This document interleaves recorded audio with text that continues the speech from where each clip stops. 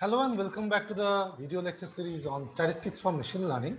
We are going through the sampling theory, and now we are going to start to talk about the theory of estimation. Now, before that, just to recap, right? I mean, what the intent of sampling theory and the other two major areas related to sampling theory, that is the estimation of parameters and the test of hypothesis.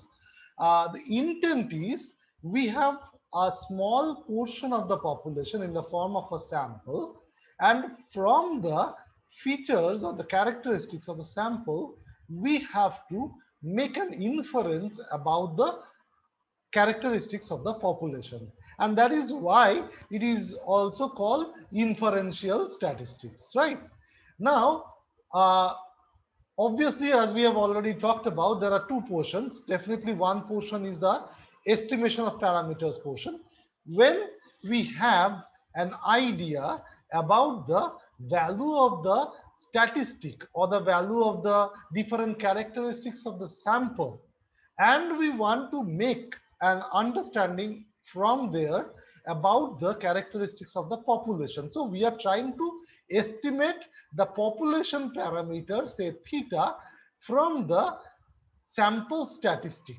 right? From statistic we want to gauge or estimate the parameter, right?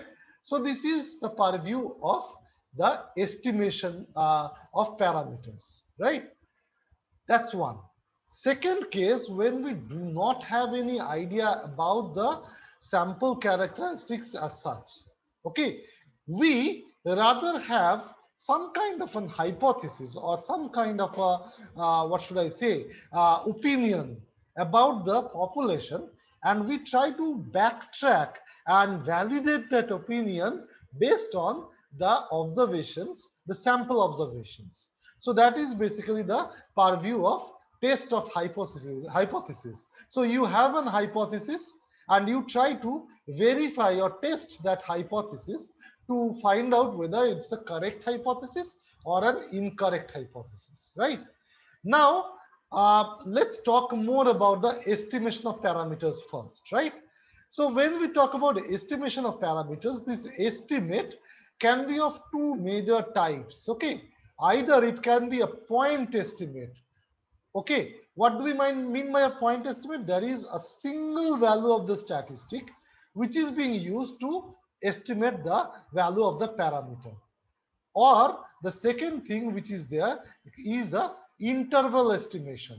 What is that for? So instead of coming up with a single value of the statistic, or rather instead of depending on a single value of the statistic and estimating the single value of the parameter, we try to kind of come up with the interval of values for the parameter. So we kind of come up with a range which has a lower control value and a upper control value. This is the lower control value and the upper control value, or the lower control limit and the upper control limit.